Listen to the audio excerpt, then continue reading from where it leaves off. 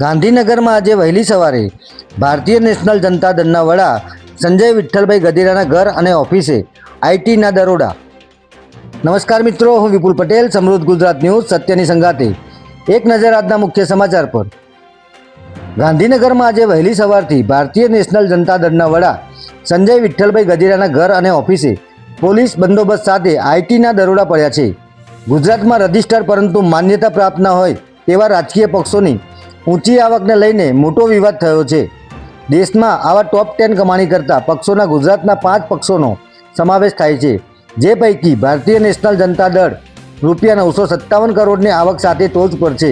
ત્યારે આ જ પક્ષના સ્થાપક સંજય ગધેરાના ગાંધીનગર સ્થિત નિવાસસ્થાને વહેલી સવારે ઇન્કમટેક્સની ટીમે દરોડો પાડી કાર્યવાહી હાથ ધરી છે, જેમાં ઇન્કમટેક્સના અધિકારીઓની 5 ગાડીઓ સાથેની ટીમે દરોડો પાડ્યો હતો.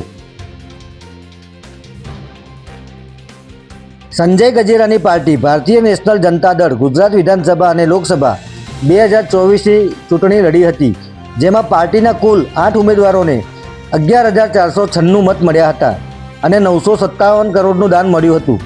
આ પાર્ટીમાં મૂળ સ્થાપક વિઠ્ઠલ ગધેરાનું કોરોના દરમિયાન અવસાન થતાં પાર્ટીનું સમગ્ર સંચાલન સંજય ગધેરાના હાથમાં આવ્યું હતું. જે બાદ સંજય ગધેરાએ આખું નેટવર્ક ઊભું કર્યું હતું. ત્યારે ઇન્કમટેક્સની ટીમોએ સેક્ટર 11માં મેઘમલ્હાર ઓફિસ અને ડ્રાઈવરના ગ્રીન સિટી ઘરે દરોડા પાડ્યા છે અને હાલમાં સંજય ગધેરાના ઘરે આઈટીની ટીમ દસ્તાવેજો, સ્થાવર અને જંગમ મિલકત સહિતના પુરાવા ચકાસી રહી છે. જય હિન્દ, જય ભારત.